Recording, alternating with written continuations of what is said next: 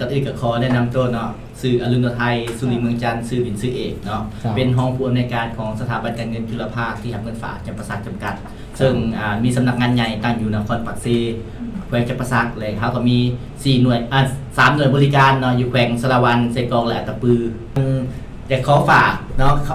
ขอคิดเล็กๆน้อยๆเนาะเกี่ยวกับทางการเงินนี่แหละเพราะว่าที่เป็นทางการเงินกับสิทธิปัญหาทางการเงินของทางไลน์อะไรแล้วคิดว่าอันนี้กับปัญหาทางการเงินจะเป็นปัญหาที่ค่อนข้างว่า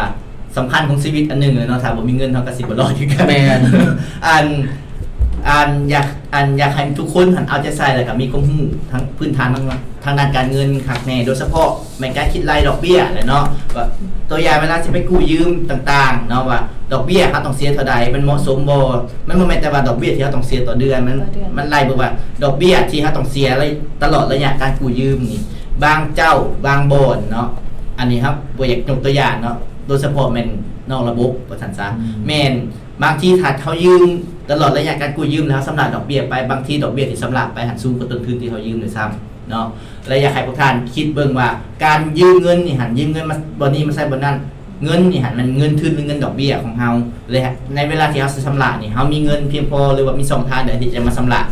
ทั้งต้นทุนและดอกเบี้ยที่เขายืมมาบ่เพราะว่าถ้าบ่คิดรายละเอียดคักแน่เนาะและหักรายจ่ายของท่าน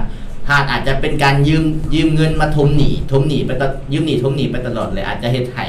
มีปัญหาทางการเงินได้ในอนาคตเพราะว่ามันจะเป็นปัญหาที่ซ้ำเฮือนและกระทับถมขึ้นไปเรื่อยๆเนาะก็ขอฝากไว้เท่านี้เพราะว่าเขาก็เห็นเป็นปัญหาสำคัญหลายแม้แต่พนักงานเขาเองที่เป็นพนักงานสถาบันการเงินก็ยังถือเบาเรื่องนี้ก็ได้เน้นหนักเป็นประจำแล้วก็อยากฝากให้ท่านผู้ชมท่านผู้ฟังในอันนั้นเก็บไปคืนเนาะในเรื่องนี้นำเจ้าเอิ้นว่าพยายามมีสติให้หลายขึ้นเพราะว่าสิ่งที่เพิ่นนำเสนอหรือว่าแบ่งปันไปเนาะเป็นการให้แนวคิดแบบนี้เฮาว่าหลีกเลี่ยงบ่ให้เฮาลงเชื่อในการกู้ยืมที่ว่าบ่มีเอกสารเนาะกู้ยืมที่ว่านอกระบบเนาะบ่ถูกต้องจังซี่เนาะเพราะว่าว่าง่ายๆซะบางเทื่อเนาะเฮาอาจจะลงขึ้นไปว่ากู้เงินแบบบ่มีเอกสารนี่มันง่ายนะสะดวกสบายแต่ว่าให้พวกเฮาไปคิดไล่ไต่ตองเบิ่งดีๆซะก่อนว่าสิ่งเฮากู้ไปหันเฮาจ่ายดอกเบี้ยเท่าใดเพิ่นไล่แบบใดและก็อีกอันนึงก็คือว่าการกู้ยืมแบบมาทมหนี้เป็นหนี้ทมหนี้เฮ็ดให้เป็นแบบซ้ำเฮือกันแล้วคันก็สิหาเงินใช้หนี้ไปตลอดจังซี่เนาะก็ถือว่าอีกตัวหายทรัพย์สินเนาะที่เฮามีอยู่พอดีเฮามีอีกคำถามนึงเนาะเขาจะถามคือมีขอแนะนำอย่างบ่ก่อนที่เฮาจะไปกู้ยืมจากทางสถาบันเฮาก็สิไปกู้ยืมนี่ก็อันสิบ่แนะนำลูกค้าเนาะก็สิแนะนำหลายคนหลายทุกคนเลยโดยเฉพาะที่เฮาเห็นในปัจจุบันโดยเฉพาะในเมืองใหญ่ๆนี่มีลีสซิ่งบ่ได้แม่นมันยืมง่ายเนาะบ่แม่นโทษลีสซิ่งบ่ดีเนาะมันยืมง่ายและมีแบบประจำตัวเอกสารเล็กน้อยก็ยืมได้นะให้พวกท่านสำคัญก็คือว่ารายหักพวกท่านสิมีเพียงพอในการสำหรับต้นทุนและดอกเบี้ยที่มันจะยาวนานมาเถื่อมันคือผ่อนรถผ่อนเฮือนนี่มันเวลาหลายปีนะถ้าสิมันจะได้ว่าถ้าสิได้รายหักแบบซ้ำเก่าตลอดเพิ่นสิมาผ่อนรถผ่อนเฮือนนะเนาะให้ท่านคิดรายต้นประเมินรายหักรายจ่ายรายหักของท่าน